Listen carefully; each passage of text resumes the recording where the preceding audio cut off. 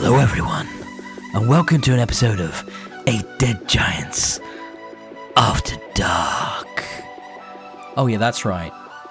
We're gonna get sexy up in your ears tonight. We're gonna get sexy because it's like 9 o'clock on a Friday night. The last time I recorded it was like 9 a.m. on a Saturday morning. Couldn't be more different. But I have a different giant with me tonight. I have a giant who hasn't been with us as long as some, but has had a big impact. And I want to introduce to you all Matt. Oh yeah, let's get sexy, Matt. You didn't tell me we were going to get sexy. I would have had a few more drinks in me. It's been a long week, and I'm on the wine and the whiskey in here. So this is whether it's Friday 9 o'clock or Sunday 9 o'clock. Is the alcohol level still the same for you? Or? No, not quite. No. What are you trying to imply there? But no, it's been a week, and I think it's been a week for you too. Yeah, it has been a week. Yeah, it's been a week, and but I'm really happy to have you on board. You've done a fair bit with me in the like stuff that never aired. Like, so we did some pilot stuff that never aired, and I'm really glad to have you back on this new incarnation of my channel and the brand and Eight Dead Giants, and you're one of those giants to me, man. You're one of those giants. Oh, thank you. So yeah, I guess we organically have these conversations anyway, like not even close to a microphone. So let's record it. Exactly. Why not? Let's put it out for all the sexy people out there to listen to. Yeah. But I'm curious because you told me something this week that you wanted to start with a correction for the one episode. Oh, yeah. I honestly don't remember what happened in this episode. So fill me in. I was on 2-3 years ago, just like a one-off, and you didn't prep me for this, and you said, "What's your favourite video game?" And I was like, "What?" You were like, "What's your favourite video game? You've got to pick one." And I absolutely panicked, and I went with the one that I spent the most playtime on, which was Heroes of the Storm, and I've not slept since because it was the wrong answer.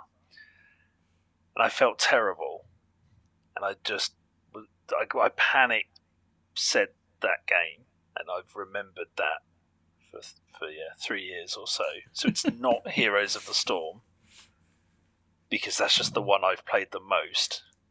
So come on, suspenders. What is it? So this is the problem. So at the moment, it's Baldur's Gate 3, but I haven't finished it. Okay. Wow. So it's your favorite game of all time, and you haven't even finished it. Yeah. Wow. So, and we may talk about it later. We may. But then I was just thinking about like other games that I far more enjoyed than Heroes of the Storm. Like Last of Us popped into my head, the Uncharted franchise popped up into my head, and yeah, like I said, I just every night I just go, I just need to get that one back. So just to set the record straight. Heroes of the Storm is 3 years later. 3 years later. 3 years later. Heroes of the Storm is not my favourite video game, but it is the one that I've played the most. That's amazing. Okay. I don't know about Baldur's Gate 3, but I respect you have a choice. So that's all good. Oh, have you played it? I didn't even know you played it. Yeah. I bounced off pretty quick. It didn't grab me. Turn-based combat bored me to tears, but that's me. Okay. But for me, right, so what will happen is, so obviously last week we had Rob on, who's the DM for our campaign, which hopefully will start at some point. And we will, maybe the two of you can join and we can talk about really getting into D&D at the same time. But the bit about D&D that I don't connect with is the combat, right? And when a game is kind of 90% the combat, and it's this turn-based D&D combat, I'm not feeling that, right? I'm about the character. So and I need to go back to it, though. I need to play it co-op, and I need to do all that. I think you do, because I've done quite a few D&D campaigns and other RPGs, and I guess I have a little bit of a reputation of role-playing hard in a fun way. Like, I really get into the character, and I don't go, "Oh, what does Matt think about this?" I go, what does my character think about this? And I've been longing for a video game that rewards me in role playing the character I set out to, but you never get it. You never get a video game that rewards you for being a good guy or a bad guy or going left or right or whatever. It typically just, the outcome is normally the same. Okay. Whereas Baldur's Gate 3, at the moment, I'm playing a criminal rogue, and in my head I mapped out he's not a murderer, but he wants to steal and just get rich and use other people's strengths for his own personal gain, and I can do it, and it rewards me for it. There's one bit, it's quite early on in the game, you come across a destroyed caravan, you find a letter, and the survivors of this caravan that's been ambushed are hiding in a cave, and you find them, and they're getting ambushed by a bunch of sort of trolls, I think. I can't remember now. So rather than me tackle that head on, I found a back entrance to the cave, saw these 2 or 3 people on their last stand with a chest behind them. They were like, help us out. And I was like, yeah, I'll help you out. This is rough. I just turned myself invisible, picked the lock on the chest and left them to it. Just walked off. And then the game was like, you did this thing because you're a criminal rogue. Well done. Here's some inspiration. And for those who don't know, inspiration in D&D land, it gives you a free re-roll. Yeah, if you botch a roll.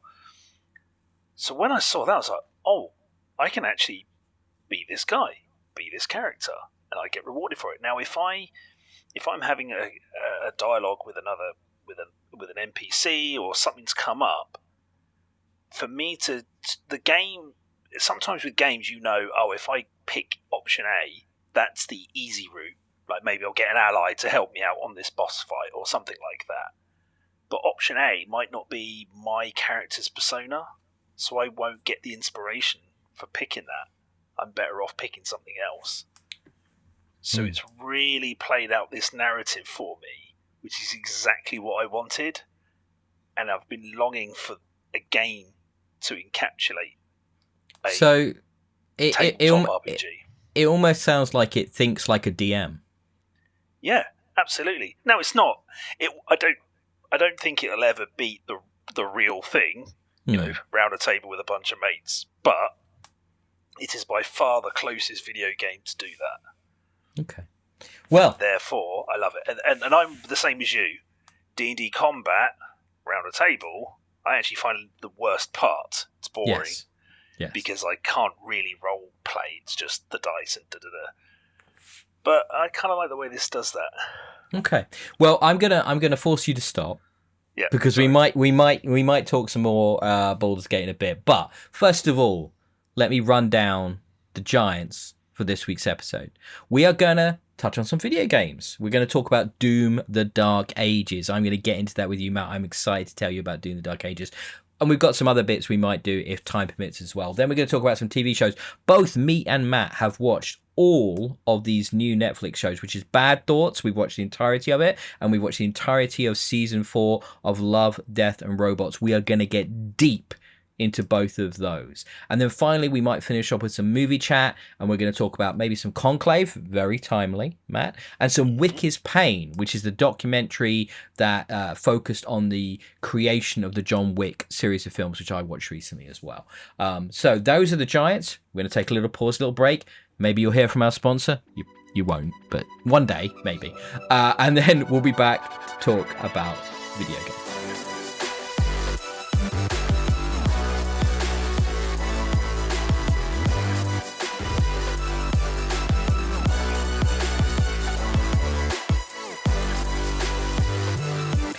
So, Matt, you were talking about your favourite game just before the break, and I'm going to tell you, you may already know this, my number one favourite game of all time is Doom 1996, the original Doom by the creative geniuses of John Romero and John Carmack that set alight the first-person genre of shooters and video games. Didn't really exist prior to that. They'd done a little bit, Wolfenstein 3D and stuff, but before Doom, we didn't have that.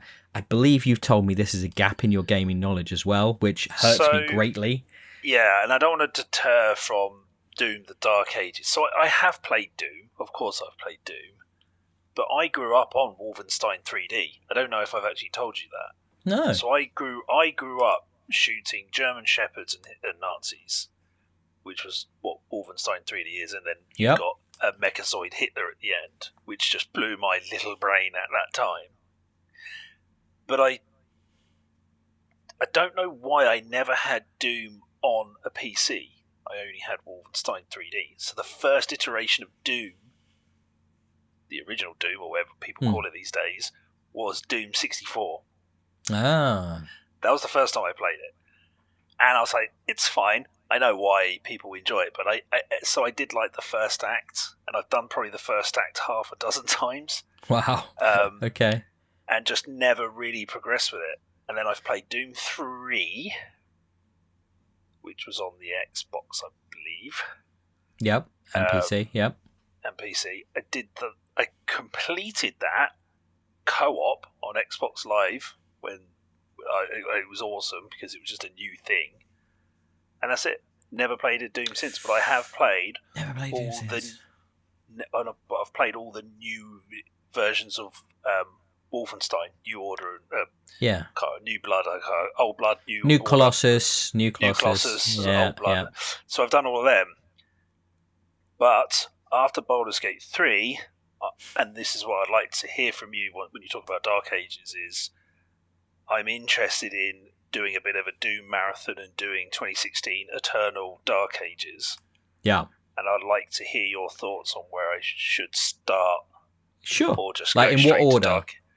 Yeah. What order? Is it just just go for the latest one, Dark Ages? Is it unique enough to play the others and then Dark Ages? Like, sure. I'm keen to hear that. I could definitely talk around that. No problem at all. So yeah, it's interesting that you started on 64. I only played 64 for the first time like 2 years ago because they brought out the version that's now available on Xbox and other platforms, and they kind of did a revamped version of it.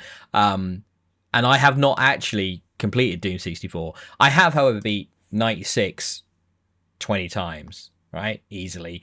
Doom 2 dozen times. Doom 3 4, 5, 6 times, and 2016 3 times, 4 times, Eternal couple of times, and now Dark Ages. I mean, so I'm still only like 2, 3, 4 hours into Dark Ages. Still early days, but it's really interesting. It's what they've sort of. I don't know if this was a conscious decision from 2016 onwards, but 2016 Eternal and Dark Ages are all kind of unique in their approach to Doom. So if you go back to 96 and Doom 2, they are both very similar games. So they're the corridor shooters with this sort of pixel art, and you kind of work through the puzzle mazes of the levels and you face various enemies. But with 2016, they kind of went, here's new Doom, right? We're going to give you a new first-person shooter Doom, and it's going to... His sets the standard. Eternal then changed it up and went, do you know what we're going to do now? We're going to make it a mobility shooter. We're going to bring the puzzle element of Doom into how you traverse the levels and the speed in which you engage the enemies and move around the spaces that you find yourself in, which actually kind of feels almost like a Devil May Cry, which is weird, but it actually kind of fits into that genre as much as a first-person shooter. And then Dark Ages... immediately confused me. I know, it's super strange, but it's... When you play it, you'll get it, right? But Dark Ages, once again, has changed up the combat sort of puzzle box, where you are still a first-person shooter, but now we're dealing with parries, and we're dealing with counters, and we're dealing with a much more slower pace, though trust me, it doesn't feel slow when you're playing. It actually reminds me a lot of 2016 in its speed.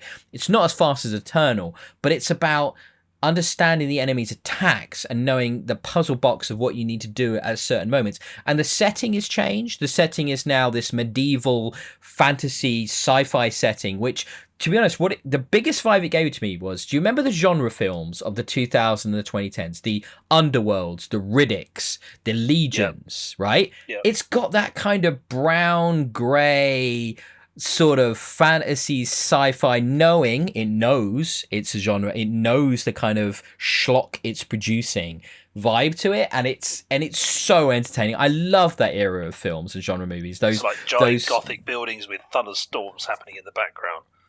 That's it. Yeah, absolutely. But the big thing that's different here is the scale.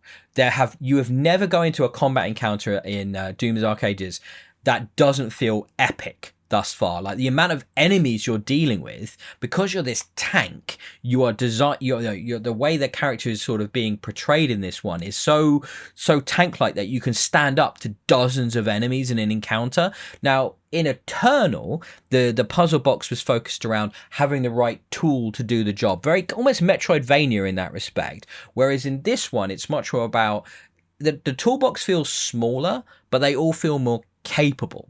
And they all feel like it doesn't matter which weapon you're using, it's viable in any situation. Whereas there were situations in Eternal where you had to use weapon X to get past this particular enemy. If you didn't have that, if you didn't go for that, you wouldn't be able to get past that moment. So that's how the puzzle played out. So I think it's fascinating that what it has done here, where they've really gone, we're going to give each of these games in a trilogy of games their own unique identities. I still will always love 2016, not in any small part to Mick Gordon's incredible soundtrack, which just redefined the video game soundtrack for me. It is one of the most awesome heavy metal synth, it's just so impactful. I literally listen to that soundtrack to this day. But you've just said three of my most favourite things in a video game. Yeah, go on. Decent soundtrack. Oh, yeah. Heavy metal. Mm-hmm. And you just said synth, as in synthwave music, I'm assuming. Yep. Okay.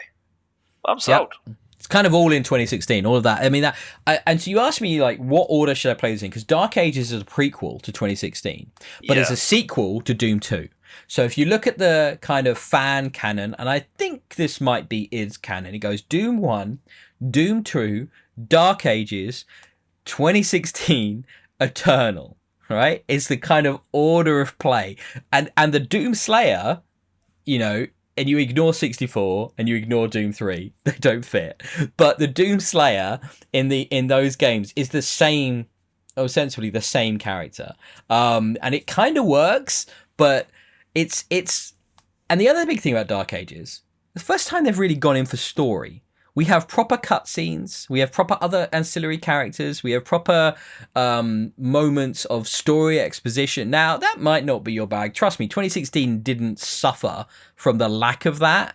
It's not like I was clamoring for it, but it's actually kind of refreshing to see the Doomverse properly fleshed out with narrative, because it's never really been a part of these games, to be honest. It's much more about, here's the maze, get through it, kill things, get out the other end. And that's what I love about it, the purity of it. But this doesn't detract from it. And I also mentioned in Doom Dark Ages, there are two kind of different types of level. So there's I get to pilot a giant Gundam-sized Doomslayer against massive titans, and also I get to fly a mechanized dragon around in a kind of Panzer Dragoon Orta style level as well. Like, why the hell not? Love it. I haven't actually got to one of those dragon levels yet, but I have done one of the Titan levels, and it was fun. Dragoon reference. Gotta be done. Classic games, amazing games. I do. I still own it. Yeah. But look, I'm happy to answer any questions. I'm still very early, but I'm loving it. Like, there was any doubt I wouldn't love this. I mean, of course, I love what it's doing. I love these games. I'm a mark for them. I'm never gonna really be overly critical about them, because they are at the core of who I am. It's like, a Final Fantasy fan, or one of those guys, a Mario fan, right? Like, anything that comes out in that genre, you already know you're going to enjoy it. Yeah, exactly. So I can't be objective, right? I can't be. So I think my main question is, like, for some, like, me, I've not played Doom 2016, Eternal, etc. In my head, I was thinking, I'm going to finish up Baldur's Gate, go for something completely different, and do the three, that trilogy, in the order of release date. Works for me. Yeah. Right, because my question was, do I go Dark Ages, but then am I getting the newest, freshest, best, and is it going to hinder the other two? Or is doing it in release date, not saying 2016 is going to be a disappointment, but if I have that nice sort of crescendo up to this medieval thing and a bit of a backstory. Would you say to someone, if they'd never seen a Star Wars movie, they should start with Episode 1? It's a good point. No, I wouldn't. No, you wouldn't, because you want to see the evolution of the way those films have been produced, especially if they're a film fan. Like, you're a video game fan, right? You're a gamer. I think you will appreciate the evolution as it happens from 2016 through to Dark Age with Eternal in the middle. I don't think you need to watch or play it chronologically to get the most from it. I'm obviously very early in Dark Ages. I have no doubt it's going to dovetail beautifully into how 2016 starts, because the reveal, I mean, the way 2016 starts is so, and I won't spoil it for you because you've not played it, but it is so wonderfully pure. There's no faffing around, and it has one of the coolest moments in video games when you first get the shotgun, that I think that's where to start, because that, from that moment in the first 20 minutes of playing that game, I knew I was in love all over again. Like, the music and the moments and direction of that game, and it just hooked me, and it just was love. It was just love. This is perfect video game. From what I want from games. But I'm saying that's not true. I love a good story, right? I love a deep narrative and cutscenes, but it has none of that, and it's just so visceral. The introduction of the glory kills. Yeah. Well, it's there in Dark Ages, right? And it hasn't detracted from the experience so far. What it's done, like I mentioned, the 2000 and 2010s type of genre movie, it's got that very knowing, schlocky, almost B-movie vibe about it. And it knows it's melodrama, and it's owning that. And it works because of that. It's not it doesn't feel like it's trying to be, high art. It feels like it knows exactly what it is and what its audience wants, which is a heavy metal album cover come to life. Black Sabbath or Megadeth or something like that. In reality, that's what we want from the Doom games, and it gives that, right? It delivers that. Or a Coheed and Cambria, concept album, quadrilogy or something like that. So it's just fantastic. There's some deep pulls for you from my musical knowledge. Jesus, we will do a music part of this show at some point. I do want to do music, but play Doom Dark Ages. But start with 2016. Go through Eternal. Go through that evolution. I can't wait. We'll have to have you back. Maybe we'll do it when you're playing 2016, when you're playing Eternal, and we'll kind of touch base as you go through it. That's a good idea. Yeah, I'm genuinely looking forward to doing it, and that's how I play video games. I can't do two big games at the same time. It messes with my head.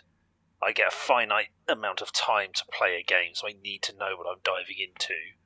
And if I forget, like with Baldur's Gate, if I then jumped into Doom and play that for a couple of evenings, I'll forget what's going on with Baldur's Gate, and it'll throw me off. So I'll stick with Baldur's Gate, finish that, and I'll jump straight into Doom 2016. Annoyingly, though, on Game Pass, 2016 is on the Xbox, but not PC. But surely you can pick it up cheap as chips now. Surely. Probably, yeah. Surely. It's been around it's been around since 2016. Yeah. So I don't want to do that game controller and then jump into Eternal keyboard and mouse. So, with that in mind, and we'll move on from Doom Dark Ages, did you want to touch on the games that... I mean, you've talked a little bit about Baldur's Gate 3 already. Did you want to delve in a bit more? Gate, yeah. I guess the only thing is, if you are put off by the combat, which I get, it is turn-based, just when you start leveling up and really fleshing out your character, I just find the combat really good. There's strategies to it. It's not just you hit me, have a swing, if you hit or miss, and then I swing at you, hit or miss, which feels like what it is like in tabletop D&D, because unless it's visual, you don't really know where you're standing, where your enemies are standing, whereas in this, because it's a video game, I can see the enemies, I can see where I am, where the environment is. I've done all sorts of weird stuff. I've kicked people off ledges into canyons. I picked up an owlbear and threw it at the mama owlbear and killed both at the same time. It was fantastic. I mean, that does sound great. It does. I mean, I really want to play it modded in a group in co-op. That will be It's just fun. like, I mean, we're having all kinds of logistical problems just getting our campaign off the ground, right, for our Yeah, real true. play. Yeah. So the idea of trying to line up people to play Baldur's Gate is just as tenuous and difficult, right? So it's that forever challenge when you get to a certain age and you have to, adult at the max. It's really difficult to sometimes line up what you really want to do, which is play video games and Dungeons and Dragons and live in a fantasy world. So it's tough. Yeah, it's definitely worth it. But it's one of those games where you have to put that time aside and just let it absorb you. Just let it be part of it. If you can't give it your undivided attention, then don't play it. I've just realised something, by the way. I made a horrible mistake a minute ago. I've got to make a correction already. It's not Doom 96, the original. It's Doom 93. Like, oh my god, how can I not remember it was 93? It's my favourite game of all time. Doom came out. I mean, like, I'm just going to hand in my Romero fan pass now, right? Yeah. It's like, that's shocking. I can't believe I did that to myself. 93. The other two games you got on the little list you did here for the show notes was, I know Towerborn. It's on my list. I've got it downloaded to play. I haven't played it yet. But what the hell is Karate Survivor though? What is that? I've not even heard of that. Okay, how do I quickly put this? Vampire Survivors? Oh, hello. Excited. Boner. Boner alert. Meets a Jackie Chan 80s movie. Oh, bonus just intensified. And then they just give birth to this wonderful child. Oh my god. That's Karate Survivor. Right, that's it. That's all I needed. Yeah. I'm in. All right. I was watching Police Story the other night. I love Jackie Chan stuff, so yeah, it's Jackie Chan, John Woo type of movie. Oh. It's like Vampire Survivors, pick an arena. There isn't like loads of character heroes like Vampire Survivors. You just got the one dude who's Asian. Who would have thought? And yeah, he's just. This is where it's interesting. So you the way the attacks work, it's like a combo. So you have like 6 attacks that you can do in your combo. It just starts off with a punch. You just throw this one punch. It does this amount of damage, and then you level up. And I think it's every other level you can add an ability, add another move into your combo. And if you're going to play, I won't spoil it, but the way this game unlocks new things is brilliant. So all these other survivor-like games typically unlocks a new ability or a new character or a new map. This unlocks new mechanics. So, for example, it will unlock things you can then pick up in the level, like the ability to hurdle over obstacles and drop kick people in the face. You don't start with that, you unlock that mechanic, and then you will unlock a mechanic where the abilities you get to choose are numbered, because there are like, I don't know how many there are, but I think I've seen like 40 different martial art moves, and they're numbered, and if you can put them in a sequential order, a la 1, 2, 3, 4, 5, they'll be more powerful if you can get them in numbered order. And that's a mechanic that they add. And all these things start adding up. So now when I sit down and play, I'm like, oh great, I can spin in an armchair and drop kick people as I fly across the level and all this kind of stuff. It's just a brilliant... I'm a Steam Deck user. It's just fantastic to play on the Steam Deck. I can just pick it up, play it. It's well optimized, so it doesn't drain battery like Billy-O, not most, but some other games. Travel about for work. It's just the perfect Steam Deck game for me. Yeah, I'm in. Is it in early access or is it full release? Oh, good question. Ooh, come back to me on that one. Not sure, but I picked it up it was just one of those Steam day sales that like they go on, and it was like £1.80, something like that. Wow. Okay. Well, just how can you say no? Exactly. Well, so full price, it's £2.40. £2. And no, it's not an early access. Wow, it's a full release. I'm going to check that out. Release. Karate Survivor on my list now. I love those games. I love those types of So- games so much. I sent you that zombie one for Christmas, didn't I? Which has just had Yes. some big updates. I can't remember what that's Yes. called now, though. But I can't remember And the name not of that another game. zombie. Yeah, not another zombie something. Yeah, something like that. Yeah. It was yet another zombie survivors. yeah, and and that's a really good like one of those types of Yeah. games. Yeah, So I survival. love that. I love those type level of ups. games. I've got loads of them. Mm. I am a bit not anti early access, but I think I'm a bit fatigued with early access. So I do like to wait for them to be full release, but I tend to dabble for a bit if it's in early access. I go, right, I like it, I'm going to park it and wait for it to become full release. But yeah, this Christ Survivor, there's just something about it. It's really charming. It starts off really hard and a little boring, but when you start realizing I'm unlocking mechanics of the game and the levels become more engaging, it's really cool. Okay. I am going to look that up. Thank you very much for putting it on my radar.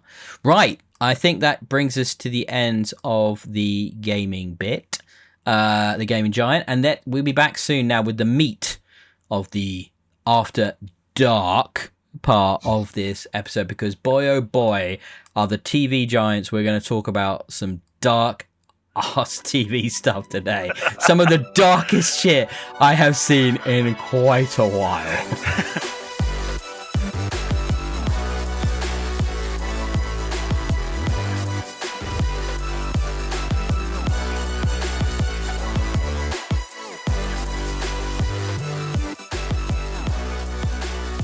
So, Matt, you told me this guy, Tom Segura, is like a comedian you're aware of. I had never heard of this person prior to watching Bad Thoughts. So I'm going to punt this one over to you to intro us into this Netflix show, which I'm kind of amazed is on Netflix to start with. This goes places. So tell us about Tom Segura and tell us about Bad Thoughts, and then we'll get into the episodes. So Tom Segura is a stand-up comedian, I guess, first and foremost. He's joined the podcast revolution as well, and he's kind of in this not close-knit. He's in a community of other stand-up comedians. So you may have heard of Bert Kreischer. He's famous for doing the machine bit, and he takes his shirt off on stage. They're friends with Joe Rogan, and Shane Gillis, and stand-up comedy is something I truly love. So Tom Segura, stand-up comedian, and I fell in love with him from day one. His type of humour and the way he just brings it across is just brilliant. It's so unique. It's not dry. Weirdly, his stand-up comedy, the way he delivers it, some of it is crude, but the way he delivers it doesn't come across crude. It actually comes across quite smart and funny and clever. I'm not actually, believe it or not, a fan of hard, crude stand-up comedy if it's just done in an aggressive form. Aggressive is probably the wrong word, but I can't think of the right word there. Like Frankie Boyle and stuff like that. It's just too strong for me. And then I love his podcast as well. He does a podcast called Two Bears, One Cave. That's with Bert Kreischer. He does one with his wife. So anyway, he's done a show called Bad Thoughts. Now, I weirdly originally thought it was a movie. But it's not. It's how do you explain it? Halfway house between a TV show and a sketch show? So before we get into it, do we want to give a spoiler warning, or do we want to try and stay spoiler free? Well, from what I hear, you're not a believer in spoilers. I am not personally a believer in spoilers, but I know I'm probably the 10% out of, the 90 that feels that way. I know the general inclination on the internet is that spoilers are evil and anything that gives anything away ruins everything, which I think is ridiculous. And I'm happy to do a spoiler chat if you want, because there's plenty to get into here, but I don't. Maybe not. Let's. Okay. Well, I think we're going to have to say spoiler alert because we will have to mention a gag or two. Yeah. I mean, in the first multiple senses. So I wasn't aware of this guy, and I knew from the trailer that it was going to be dark, right? And it was going to be weird and gross. And then he shat his pants in the first episode, and you saw everything. And you saw him pull his trousers down and had shit all over his ass and running down his legs. And I was like, oh, this is where we're going. No, but this is where I find it. So this is where I love it because it's child humour. You know, it's dick and fart jokes done in a dark way. It takes it that one or two steps further. But I find it's maybe this is just my immaturity here. I find it's actually delivered in quite a clever way. So the one you're talking about is the opening one. He's a hitman, suited and booted, fancy car. I've only got two. If you've seen The Killer, you know the kind, right? The Killer. Have you seen The Killer? Yeah, you've seen The Killer. The recent one, Fassbender. Yeah, Fassbender. He's that guy. Yeah. Yeah. So it's like, I've only got two rules: I never kill women and I never kill children. Lines up his really expensive sniper rifle, cool ass bullet. Finds his target, pulls the trigger, headshots a female waitress in the head, bang! And then he's like, oh no. And then he starts panicking, and the bullet that he shoots at, he's like, oh, I think she's okay, but the bullet he hits her with then explodes and pops her head. So now he's panicking. He's on the phone to his boss. Oh no, no, everything's fine, and then he shat his pants. And it just snowballs from there, and and I just, and I wasn't expecting that as well. The reveal of, you think, oh well, I know he's done number 2 in his pants because I just heard it, but then when he drops trousers, you actually see it. I'm like, yes, finally a show that just doesn't care. And it's just from there on out. I didn't think there was a dud. Should we call them sketches? I guess they are, but they're like 10, 15 minutes long. They're not like 30 seconds. And he has an interesting structure where the larger ones end an episode and start a subsequent one. So they end on like a cliffhanger a lot of the time, and they come back with a conclusion. I'm not quite sure why that was the decision for the structure. I thought that was a little bit peculiar because it's Netflix and they're all up at once. So really, like, what's the point of that? But I think he's doing a lot to mess with narrative and play with conception and play with the perception of his stand-up. Like, there's a later episode where he really kind of deals with the criticism that he's faced, and I'm only assuming this based on the way it's presented, that he's had a lot of criticism when he's the pilot, on the plane. Yeah, let's not spoil that one, I don't think, because that is some funny shit. Like, I think spoiling the first episode is okay, but let's not spoil the rest if we can. But like, and then that was really interesting. And then he does a lot of stuff with, quite like you said, heady material, like where he's talking about fame and the kind of how that protects you from, criminality and from criticism because you're famous, right? And you can kind of get away with murder, like literally get away with murder.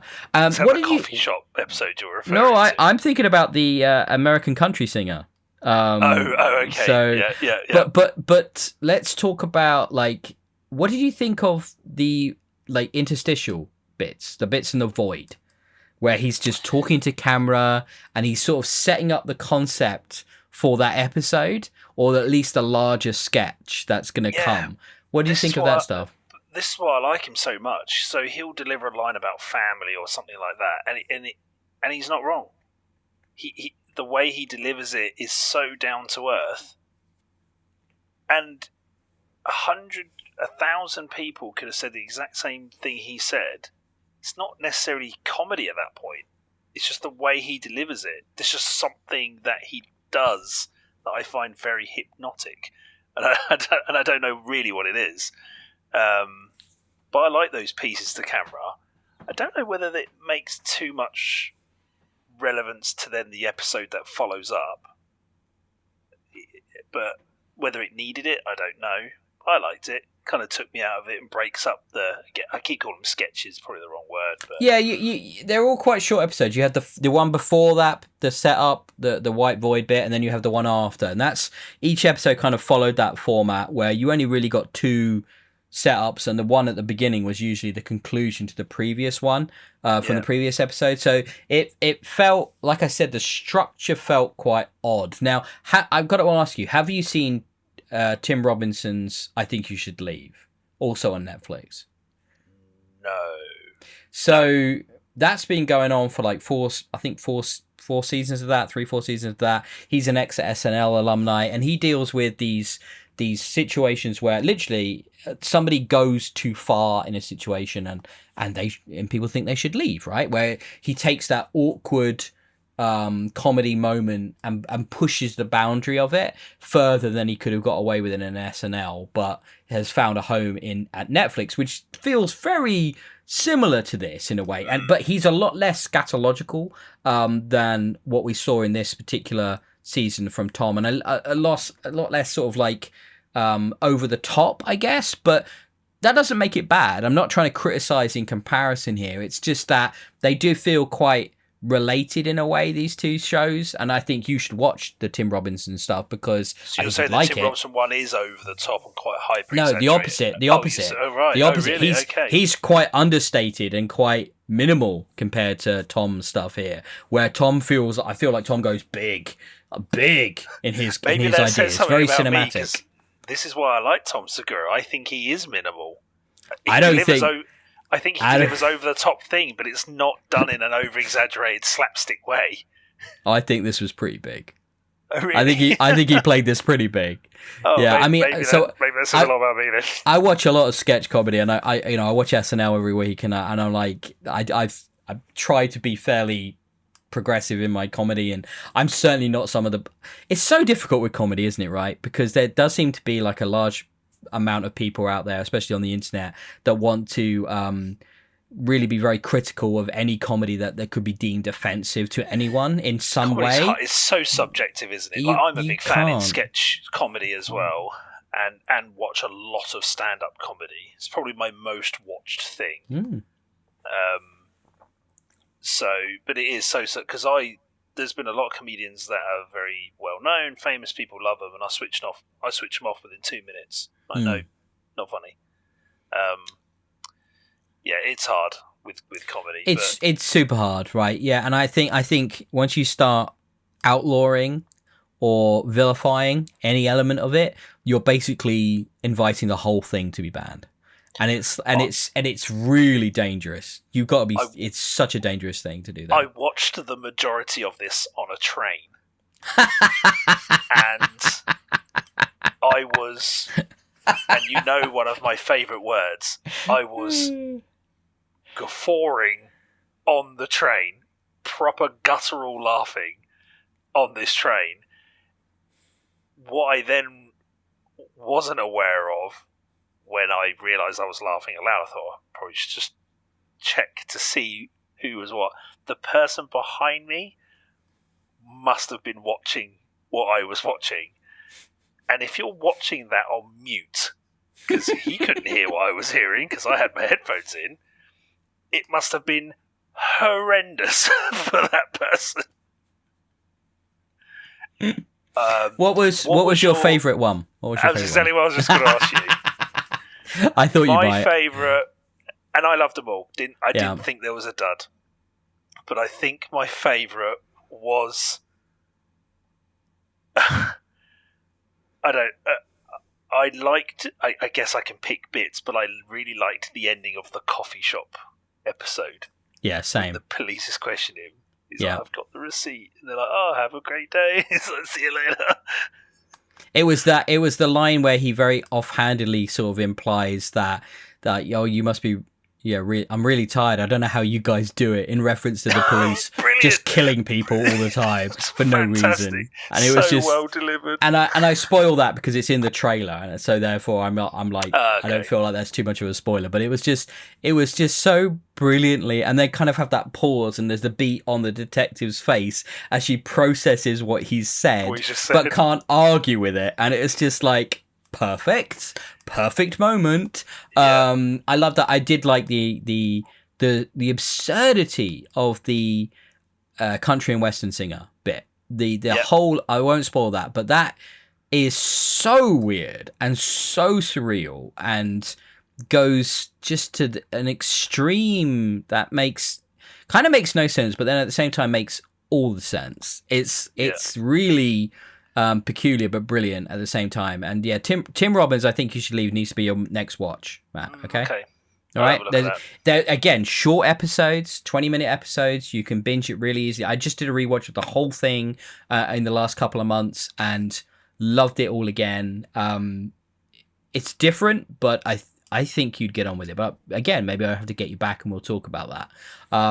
Right, we need to move on to the next big dark release on Netflix, which is Love, Death and Robots Season 4. I don't think Love, Death and Robots gets enough love. I think this is one of the most incredibly creative shows on Netflix. Tim Miller and David. Is it David Fincher? I want to say it's someone like David Fincher connected to this as the creative forces. It's an anthology show. It's animated. It messes with formats. It messes with styles and genres. It's ostensibly kind of sci-fi or fantasy or genre for the most part. However, it is so much variety in this show that every episode brings you something different. I thought season 4, I binged it last night, did it all in one go with my wife, couldn't stop watching it. Just wanted to know what was next, give me more. I want to see what different thing you're going to show me. And I don't think I had many duds in there again. Like I loved it. I thought it was an excellent. Yeah. No, I did the same.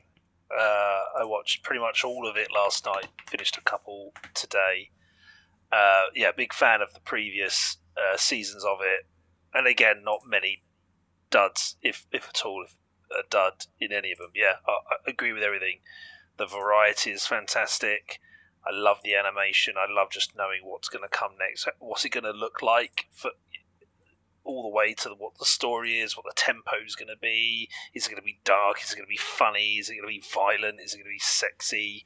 Like, absolutely brilliant. And this season, doesn't slow down, doesn't drop off. And I believe most of the stories are done by individuals. Not like the same person did the same story for the whole season. That shows. But yeah, when I watch an episode, I always hang about with the credits. I want to see who directed it, and I want to see who wrote it. Yeah, because there are actually some really good sci-fi names that I recognize and fantasy names that come up in the writing credits. I just checked as well. It is David Fincher, right? Which is just what a collaboration. Him and Tim Miller. Tim Miller, who is done a lot of animated stuff, and they do a lot of work with Blur Studio as well for the actual visuals. But David Fincher as well. It's just there are these creative powerhouses. Now, first of all, I want to talk about that first episode because I do not like the Red Hot Chili Peppers. However, I have never liked the Red Hot Chili Peppers more than I did watching that episode at the start of this season. It was just amazing. It was so creative. Incredible. So I thought that was the weakest one. I thought the use of the marionette kind of concept, though obviously it wasn't real marionettes, it was some kind of computer generated animation, I would assume. But that was directed by David Fincher. That was directed by one of the greats of cinema, and I think it harkens back to his music video roots, which is where I believe he started Fincher. And to see him direct basically a music video for Can't Stop by the Red Hot Chili Peppers, which was this I honestly thought it was a total banger. I thought it was incredible. The song sounded like they had re-recorded it just for that. It So didn't sound... it says at the top of the episode it was recorded live at one of their tour gigs. Oh, I missed that bit. I mean, when I say I thought that was the weakest one. It's not bad. It's not a bad one. It's still very good, and that, I think, to me, that just shows the caliber of all the others.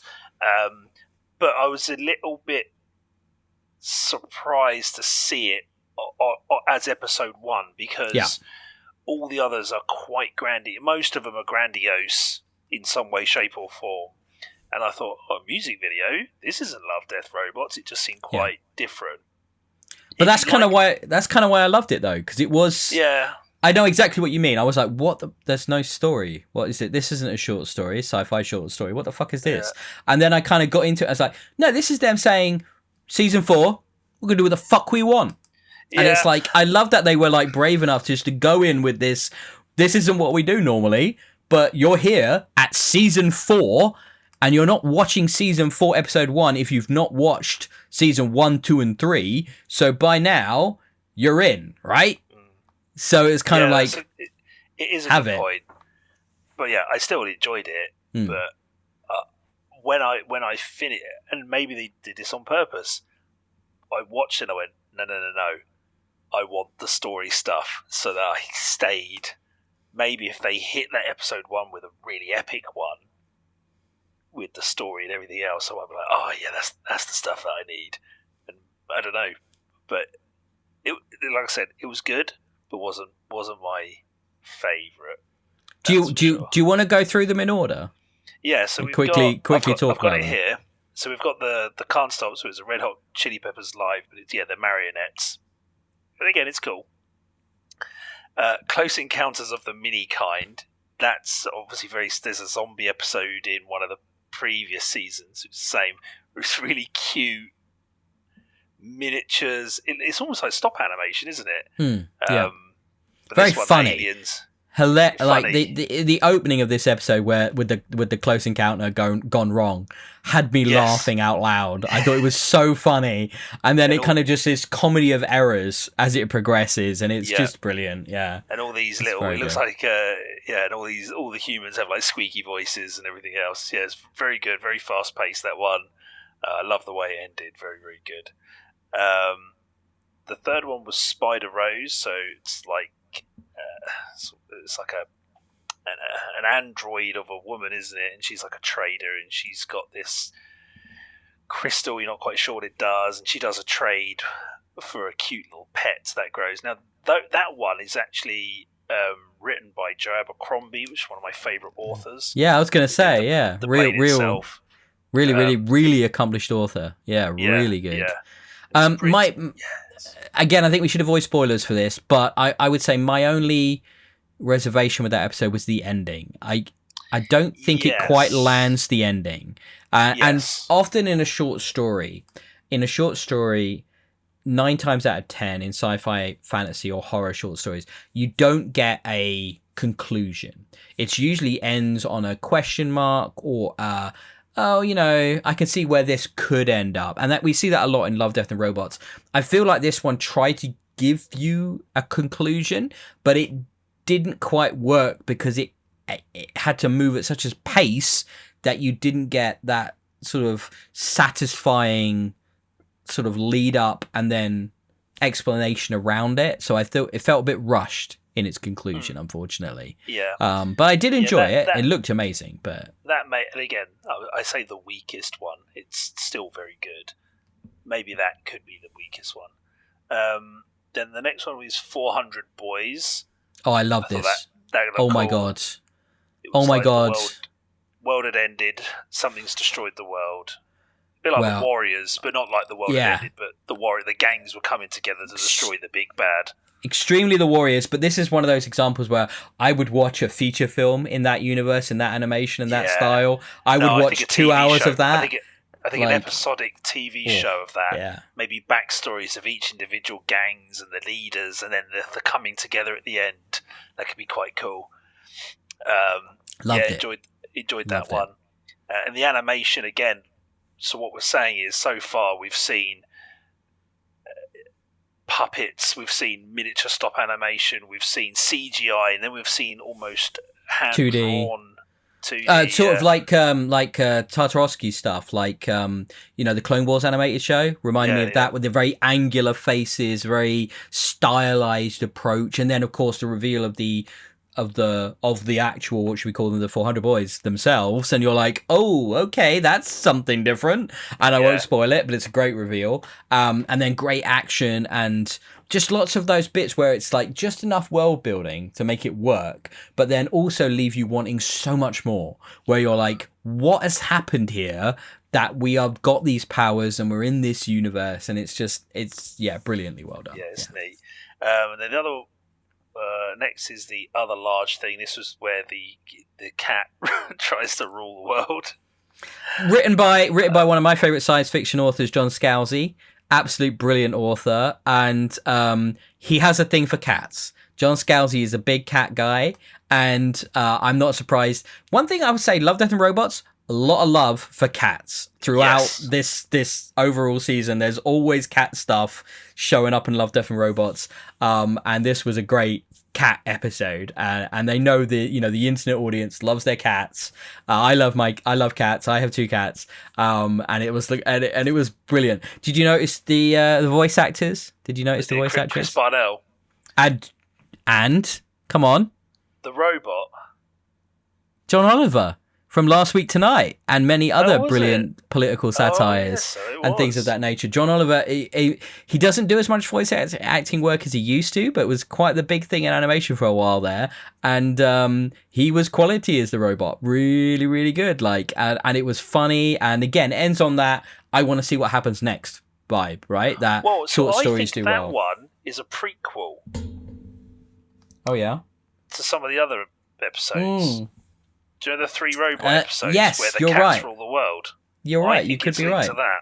I think it's a prequel to that one. Yeah, very good. Again, animation was it was almost had that clay animation feel, particularly with the humans anyway. Oh, yeah. They were grotesque, weren't they? Oh, my God. Yeah. Awful. Golgotha. Golgotha. From the Bible. Yeah. So this was Rhys Darby. Yeah. I remember this one. Yeah. What did you think of it? So this was interesting because this was a lot more live action, right? This was a much more, the CGI here was composite. It was live action for the most part. And we had some CGI alien stuff and ships and things like that. And this was about faith, and this was about religion. This was kind of one of those big theological concept episodes they sometimes do. And I thought it was kind of slight, but I always enjoy Rhys Darby, and he gave a great performance and was very watchable, and yeah, that's fine. Yeah. Good times. Yeah, that one was cool. Next one was the one with Mr. Beast on. I think they kind of led the shit show with this one. I could not remember where I recognised that guy from. Yeah, it was Mr. Beast. Yeah, of course it was Mr. Bloody Beast, and that makes me hate it quite a lot. Okay. Yeah, not for us. That's not for us, is it? That's for the kids. Okay. I kind of liked it. I guess it had I've not watched it, but he done that Beast games or whatever. Maybe it was like a play on that, where it was what was it, like a race, wasn't it? And people were riding Triceratops. It was cool. It was cool. It was pretty cool. And then it had the brilliant bit at the end where, the rich got their comeuppance, as it were, and it was just dinosaurs and racing and violence and blood everywhere. It was a good time. The next one is my favourite. Oh, same. How's he got religion? Right, so we can't spoil it, but I was watching this with my wife, and she was really affected by it. It was really scary. And I thought it was one of the most disturbing things I've seen in a little while. Yeah, it was pretty gross.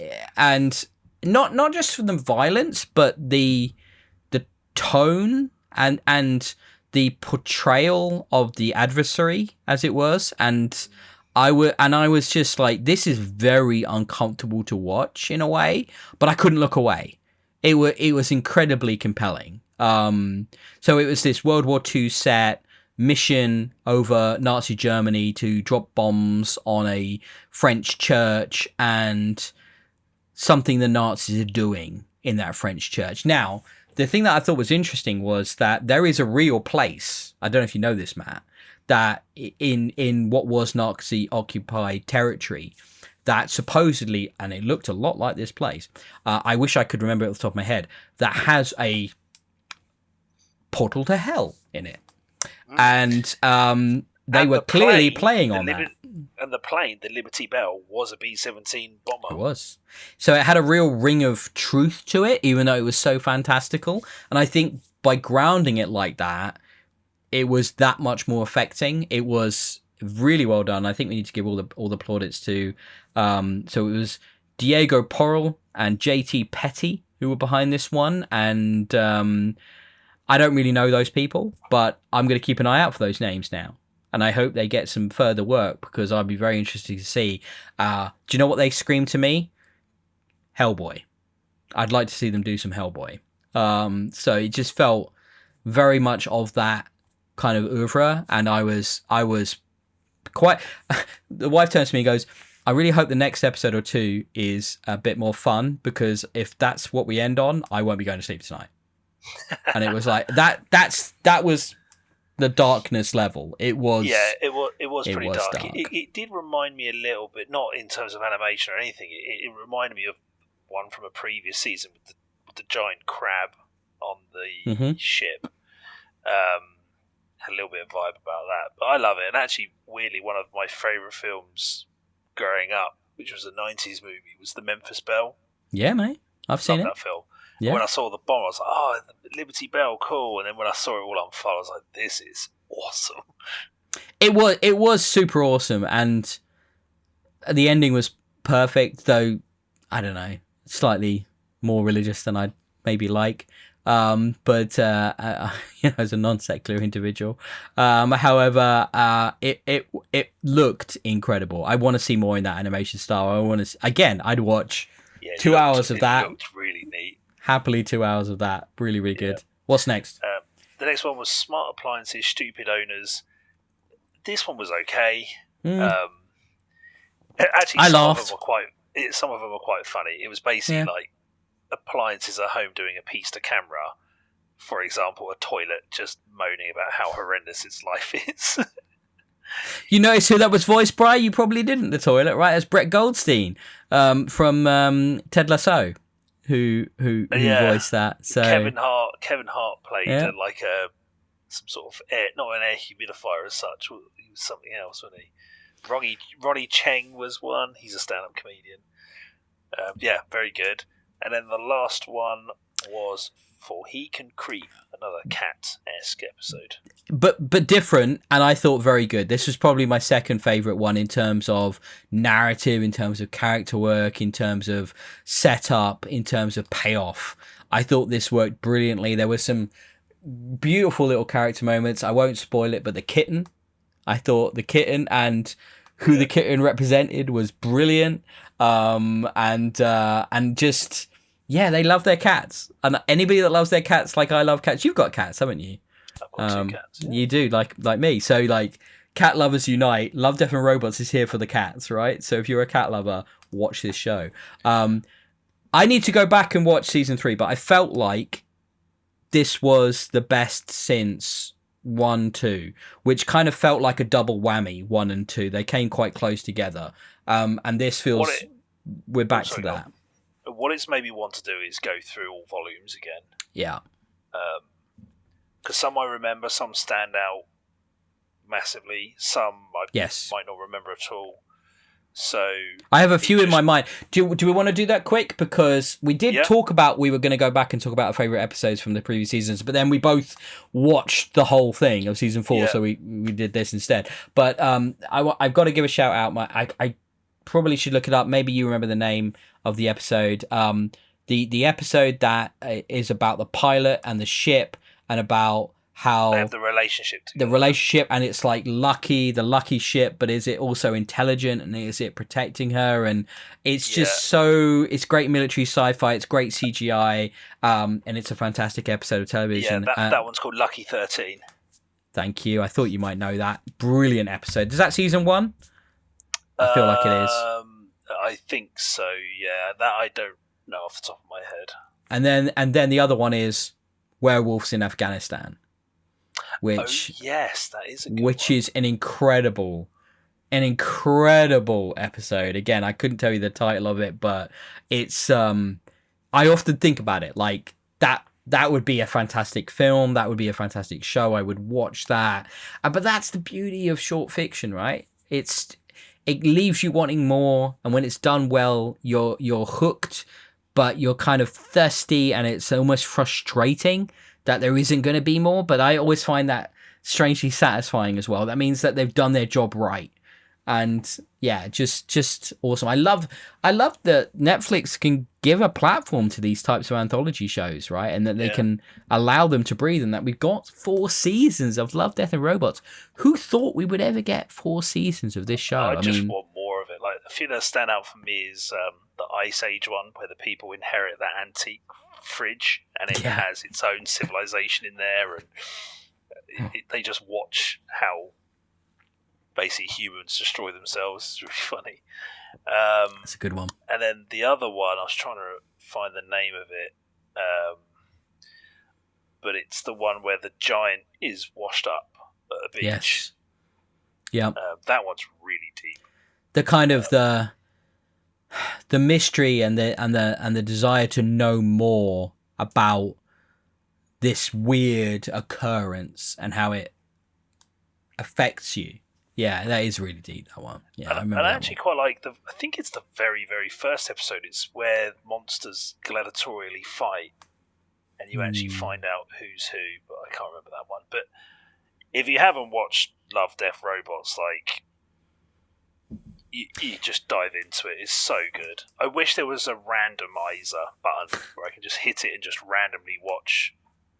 Because it's now I'm finding it hard to. I'm just going to start from episode 1 and go through again. But I'd love to just give me an episode if I've got 10-15 minutes to spare. Yeah, I feel. Did you watch Secret Level on Amazon? I did, yeah. I'll be interested to know, because it was like from the makers of Love, Death, Robot. I'm like, but there are so many makers from that. That could be anyone. So I'd like to see who did what, because I found that to be like 25% of them good, and the rest weren't particularly good. Compared to this, so I thought the hit rate was lower, but there was still some good stuff in there. But at the same time, it does feel a bit like more like marketing material than creative endeavor. You know what I mean? It's like doesn't resonate in the same way as this does, which is just ideas and like concepts and thoughts and musings and quite pure in that way, because you know, short form fiction in genre, science fiction, fantasy and horror is the kind of the beating heart of the genre, and it goes back to such a long way with periodicals and magazines that I've read over the years, like Analog, in which a lot of these creatives would get their breaks in this format, and that we're sort of seeing that now on Netflix is brilliant to me and exciting and compelling. And honestly, I can't believe it, because when I was a kid reading those magazines, and Interzone and things like that, which were never easy to get in this country, it's amazing that,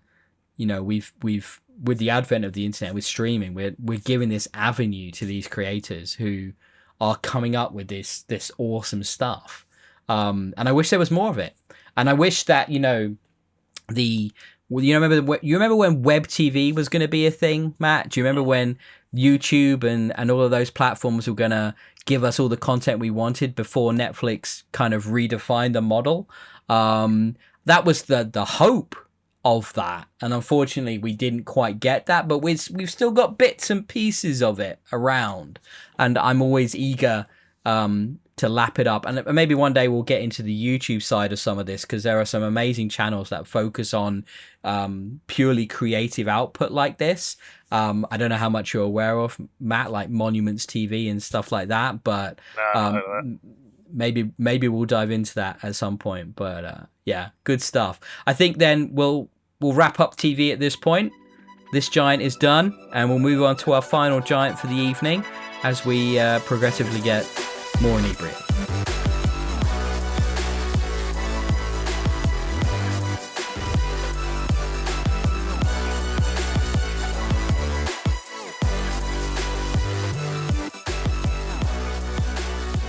Okay, and now we're gonna wrap things up with our final giant. We're gonna talk a little bit about movies. I know Matt has got one which is very timely. Matt, did you watch this because of what happened in the real world, or was it just coincidence? Bit of both. So, as you know, I'm in a movie club, and so it wasn't my choice.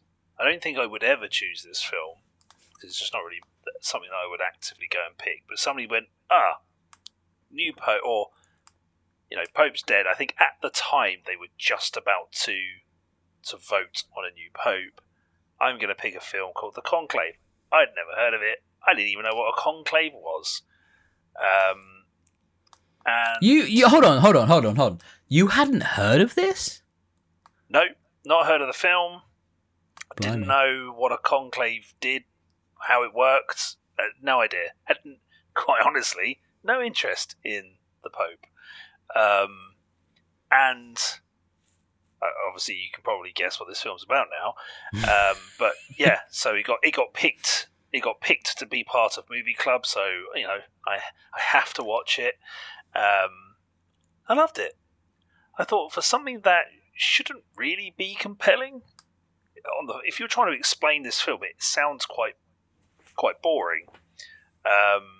But I can read.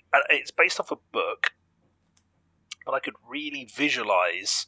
I've been fortunate enough. I've been to the Vatican. Oh wow! But I could really visualize this sort of underground hotel, essentially, where all these archbishops go, and essentially there must be politics around all this.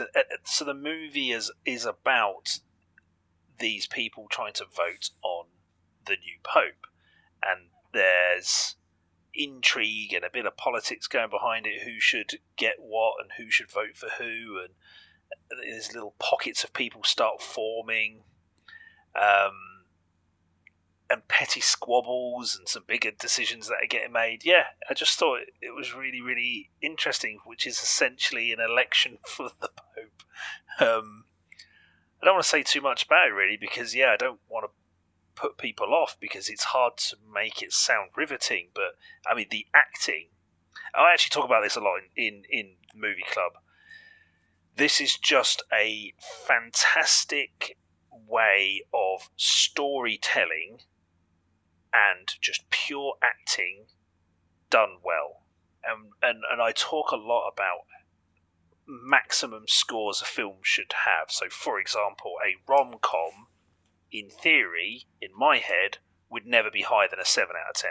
Like a good... Ooh. And it's nothing wrong with that particular film. It's just, for me, that style of movie is a 7 out of 10.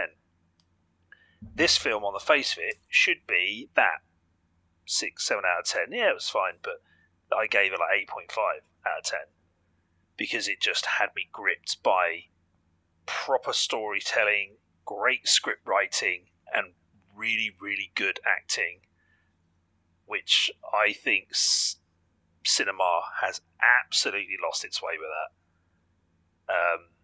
Very rare a film that's come out in the last 5 years that has told a decent story and delivered it in a great way.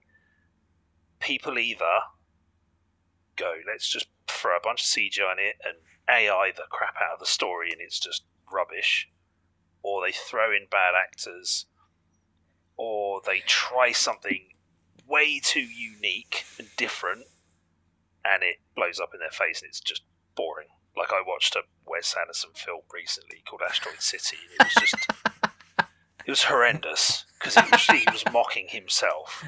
Can I I just don't think he even realised.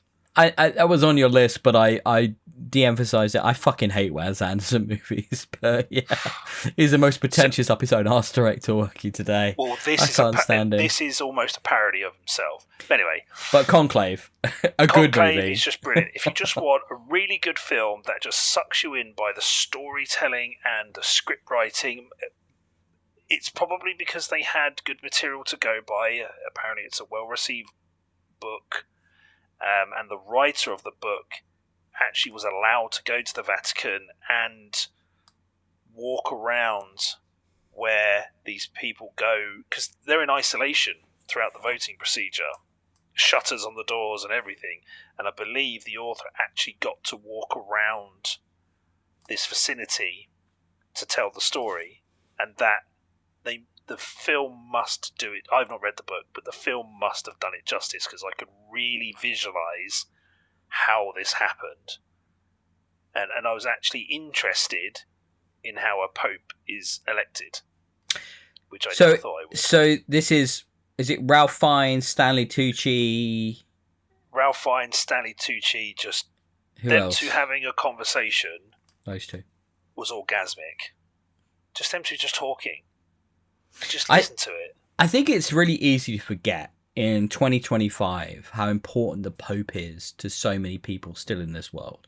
There are tens of millions of people that call themselves devout Catholics, right? That follow the Pope as their divine leader on earth, right? So when you put them up against the president of the United States and the prime ministers in Europe and the UK and stuff like that, they are up there as global leaders that have a say and an influence in the sociological and the political landscape of this planet.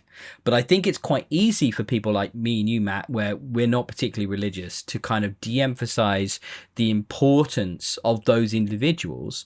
But but the sounds of things, like the Conclave really puts it into that perspective of, you're giving a huge amount of power to a single person, and it's being chosen by a relatively very small group of individuals. And they touch on that.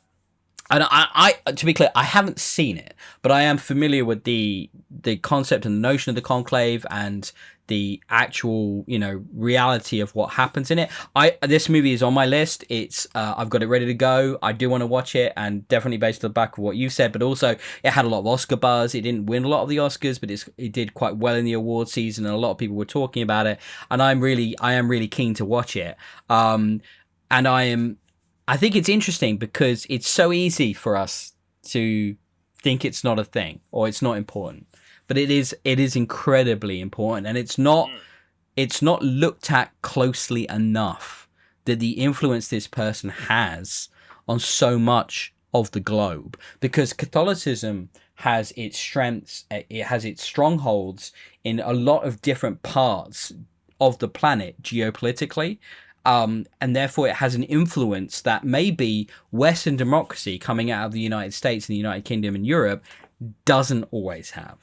So I think there are some really interesting sociological, societal debates and considerations around this issue. And the power of religion obviously has de-emphasized a little bit in the 21st century, perhaps, in some parts of the world, but historically has been the driving force behind huge amounts of change, oppression, dangerous mindsets, and positive change, right? Which has happened globally. So it's got its pros and its cons, like everything does. So I'm really curious to see this, and I love Ralph Fiennes and I love Stanley Tucci. They're both brilliant actors, brilliant character actors, and they probably deserved a bit more recognition for this. I can't believe Anora won the Oscars this year. It's just not that great a movie. No. And I've seen that one, and it didn't impress me. However, I haven't seen this yet, Conclave, but I'm very keen to see it, especially after what you said. And everything you just said, it touched by it covers it. It covers all of that, but I don't want to say too much about it because it then just spoils the type of conversations that people have. in that film. So obviously, before we get into my little movie, I think I need to give you a chance for some rebuttal. Because a couple of episodes ago, I did my summer movie preview, and I might have used your name a little in vain, Matt, in relation to trailers. Now, the Conclave trailer, or multiple trailers, did actually give away a fair bit. There was explosions in that trailer. There was a lot of drama. There was a lot of big moments in that trailer. See, now, I never watched the trailer. Matt, set out your stance on trailers, because I mocked you a tiny bit a few episodes ago. Right. For me, trailers spoil movies. So I'd never seen the trailer for Conclave, so now that you've mentioned it, I didn't know explosions were in it. So when all that stuff happened, I was like, oh damn. But you're now expecting it. But you in your head, does it explain in the trailer why there is one? No. So you could go down multiple avenues now. Is it a wrath of God that's exploded the window? Is it something else? Is the army about to break in? But you potentially may have already now painted a picture of that scene in your head, an expectation. As I've mentioned, in current cinema, expectation is deadly, because you will be disappointed, because not many movies are doing it right at the moment, and they are just throwing these trailers together, and it's just making film. So what I do is I watch a film and then I watch the trailer after I've watched the film, and I find it brilliant. There's and the name escapes me annoyingly. There's a Tom Hanks movie. It's relatively recent, and it's quite a sad film. It's about him losing his wife. He's alone. He's a miserable man, but he finds happiness and love. And I watched that film, and it was really moving. It kind of had like an Afterlife vibe to it, if you've seen the Ricky Gervais show of Afterlife. Is it Otto? Otto, that's it. Yeah. So I watched that, and I thought, what great film. It's part of Movie Club. And then someone else in the club went, now watch the trailer, because they know famously that I hate trailers. And I did. Makes out to be a comedy. And if I watched the trailer first, I would have never watched Otto off my own back. Never. Oh, generic comedy. But actually, it's a really powerful film about being alone. So it's really interesting, because trailers for me are potentiality, right? So it's all about, like you said, you are envisioning all the ways you could get to that moment. And your mind is spinning with possibilities, and therefore excitement, and therefore hype, which builds it for me. Yeah, but I will admit, right, trailers can be done poorly, and they can give you a completely false interpretation of the potential of the film that you're about to see, and therefore lead you down the track. But what if they use it to subvert your expectations? What if you thought you were going to go see Otto and going to get a frothy comedy and got this heartfelt drama that spoke to you in ways that you weren't expecting? You'd be surprised by it. You'd be delighted by it, potentially. But then the trailer has done a bad job then. Or has it done a good job? Because it's tricked you. Because it's missold you intentionally. I'm not saying that's what they did, but... When has mis-selling ever been great? You would be annoyed if you saw something... Let's up the ante a little bit, and maybe this is an unfair argument, but let's say I go, here's this thing, it's £1,000. You go, great, I'll have that.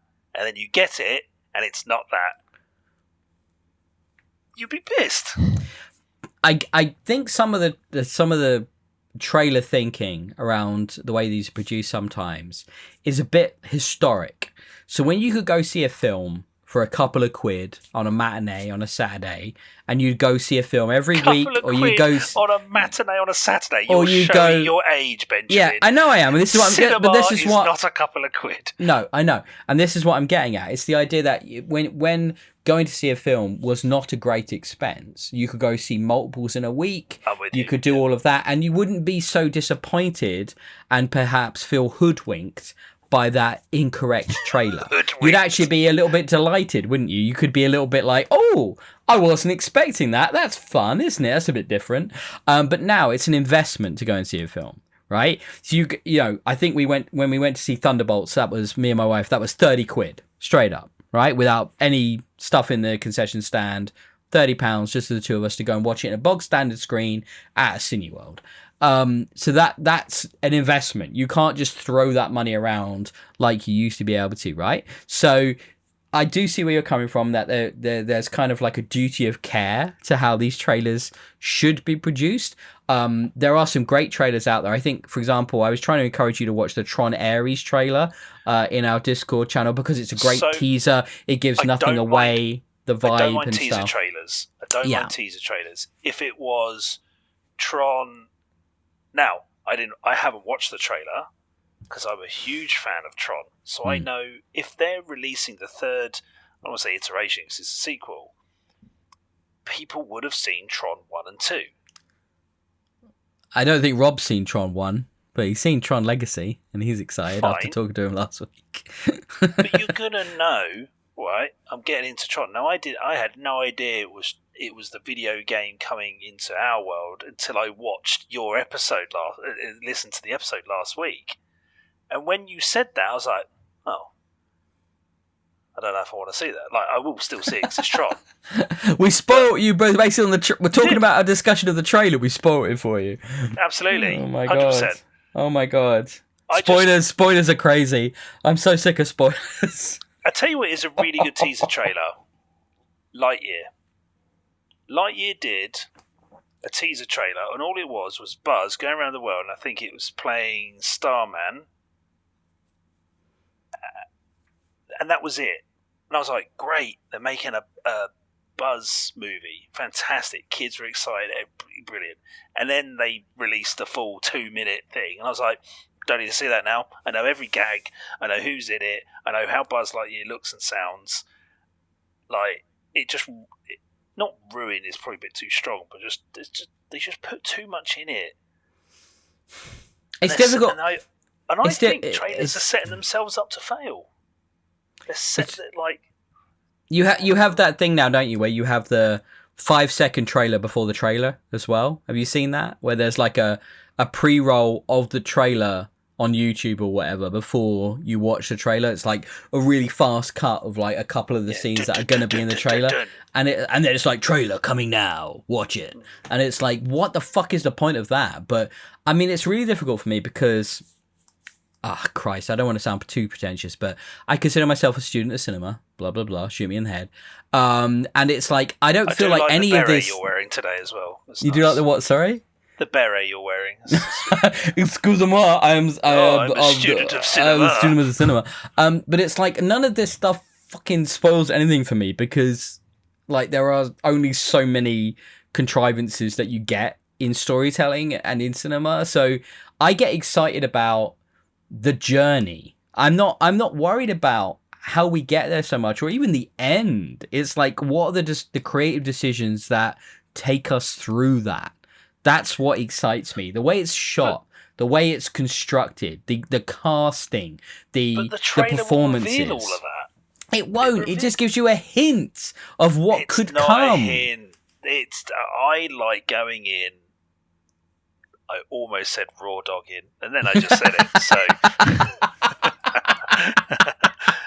I like being raw dogged into a movie where I don't know necessarily what the art style is. I'll have an idea of the story because maybe I might read the synopsis, which is 2 lines long, and I go, okay, got it. I know what this film's going to be about. And yeah, I like to just be surprised. I watched a film once. I had no idea, again, part of Movie Club, they said, and all they do is they just share the link to the film, the Netflix or the Amazon or whatever link. I had no idea what it was, and it was about it was a French film animated about a severed hand that could walk and not talk, but it had a life. Fantastic film. But if I saw the trailer, I was like, nah, I'm out. And I think I've enjoyed more films by not seeing the trailer or being surprised. Did you ever enjoy trailers? Or was there a line that was crossed? Or was it just always something you didn't like? It's always been something I didn't like.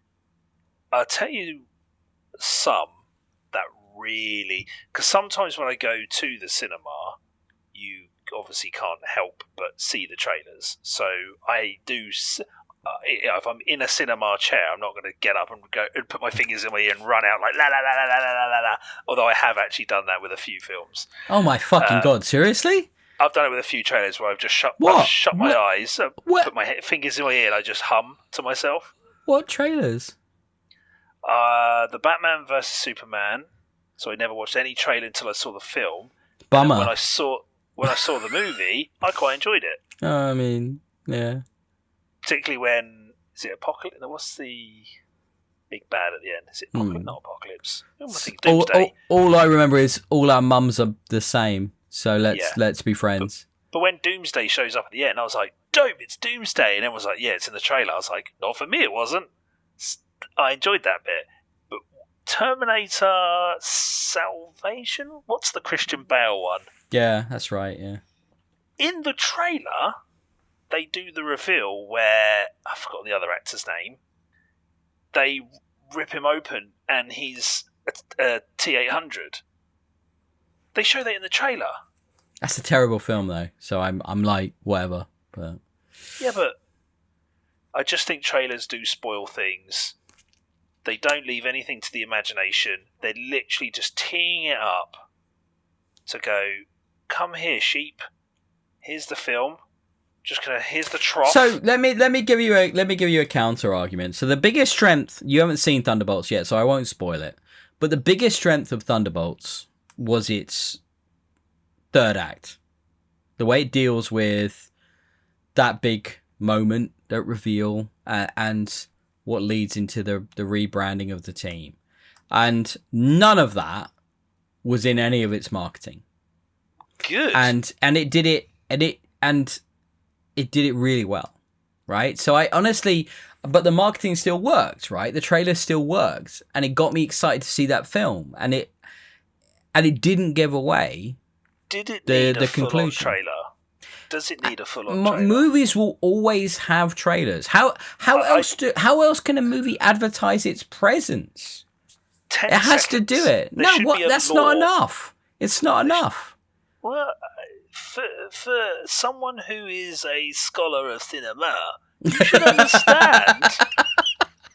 You should understand with 10 seconds. I do, but right, I don't think it's enough. I don't think it's enough for everyone. For everyone, right? I don't. If you're a master of wines, you take a sip. A sommelier. A sommelier. A sommelier. Sorry. Yeah. You take a sip. You go, that's good. You don't neck the bottle and go, I know what that wine's about now. I don't know if I'm actually making much sense here. Not a great deal, but it's fine. I understand what you're saying. I just don't. But I don't preach about trailers. I don't like them. I don't watch them. I like to go into a film knowing very little and just enjoying it for what it is. If I get nice surprises, brilliant. And I just have it doesn't set any expectation, because when I get an expectation of a certain thing, particularly in cinema in the last sort of decade, I'm typically going to be disappointed. I mean, it's so hard for me to converse with you on this, because I'm the guy that, remember I told you I read the screenplay to a movie before I watched it? Yeah. So it's like, I come at films in such a different way. So you want to know everything about it before going in? Not necessarily, but I think it, in that situation, the screenplay thing, it was a particular sort of thing I was doing at the time about screenplays and understanding the language and the craft of the writing behind it before watching it. However, that was a fantastically informative experience, and I do think you should try it at some point. I really think you get a lot from it. I kind of get that. You did it as maybe not a one-off, but you had purpose behind it, rationale behind it, and why you did it. I get that. But when just trailers are being forced down your throat constantly, they're starting to all look the same to me. Like particularly like superhero movies, like all the same. Have you seen the new Superman trailer? No, of course I haven't seen the new Superman trailer. But my God, it looks so great, and that's what I'm excited to see it. Normally I would be like, Superman, but I've seen this new trailer and I'm hyped for it. I want to see that movie because of the trailer.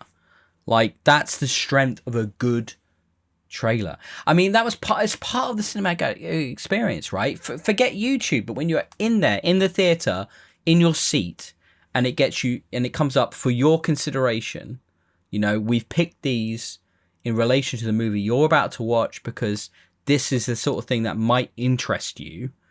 Here you go. Yeah, Do you not get excited? No, because I'll see 3 superhero trailers before watching a superhero movie. By the time the movie starts, I'm like, I've already seen this in 3 different iterations. I want fresh IP. I want new ideas. Like, you want fresh IP and you want new ideas. You need to time travel back to the 1970s. So good luck with that. Yeah, I know. That's peak cinema, 1970s and 80s, peak cinema. Yeah, I just find cinema per se just to be just a little on the lazy side at the minute. Yeah, no, I agree. At the minute, a lot of the art has been lost, and maybe we can dig into that on a future episode and get into the nitty gritty around that. But I think it's time to wrap up movies, and we'll come back with a little epilogue here.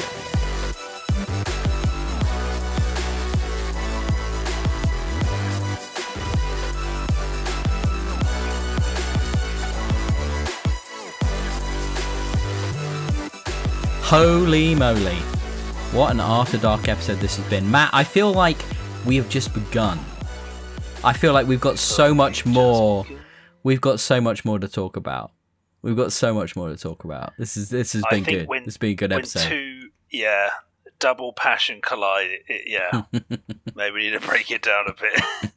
I feel like we're going to talk a lot more about film. We're going to talk a lot about the structure of it, and then there's a lot more to talk about TV. I didn't even talk about the final 3 episodes of Andor, though I heard that you, off the strength of listening to the previous episode, is convinced to watch Andor. Yeah, so it did hype me up for Andor. Again, I mean, not watch any trailer or anything on it, but you gave me a nice synopsis. And that's enough for me to watch Mate, it. The final 3 episodes, it's such peak TV that it's not just good Star Wars TV. It's like some of the best TV being produced right now. Bar no caveats. Like, it is incredible. So please check out Andor. Maybe we can talk about that again in the future as well. But we've talked about TV. We've talked about games. We've talked about movies. It's been a great episode of 8 Dead Giants here. Episode 4, After Dark, where we've gotten sexy and mysterious with everyone. Oh yeah. Can you control your boner, Matt? Sorry. That's too much. Too much for. I've been drinking throughout. I don't know. Have you been drinking throughout, Matt? I've been having a good time. I stopped at about 4 beers. Oof. Your self-control is stronger than mine. But it's been fantastic having you on, mate. So thank you very much for joining me for this episode. Thank you for having me. I will tell everyone now, we are on the Blue Skies, we are on the Twitters, we are on the Instagrams, we are all over the internet, we are on YouTube. You can subscribe to this podcast anywhere a podcast can be found, be that Amazon. I think we're like technically on the Audible kind of like podcasts things, like their books, which is crazy. There's Spotify. You can find us there. Please subscribe to us there. iTunes, leave us, and honestly, while you're at that, give us a 5-star review, and give us a like and subscribe and all of that jazz, because that's what's going to help this grow. And I think 8 Dead Giants deserves to be all over the internet. What do you think, Matt? I mean, if it's you talking about boners, then no, I don't think it should be anywhere near the internet, but it's there. I mean, there's worse stuff out there. I mean, like that episode in Bad Thoughts, that final episode when he goes to the gym. I mean, We didn't even talk about that episode, did we? We didn't even... Oh, I mean... I think I'm scarred. I think I'm scarred for life at this point. I want more of that. Oh, it's been a good one. So I was Matt. Anywhere you want to get plugged?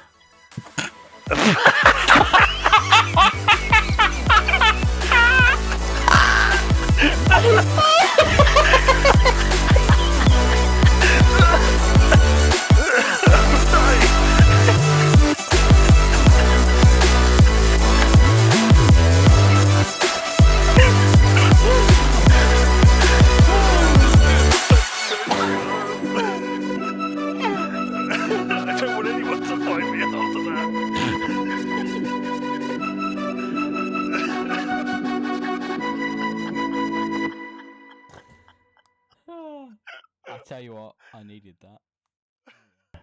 I'll go smoke a cigarette now. So until next time, that's been 8 Dead Giants.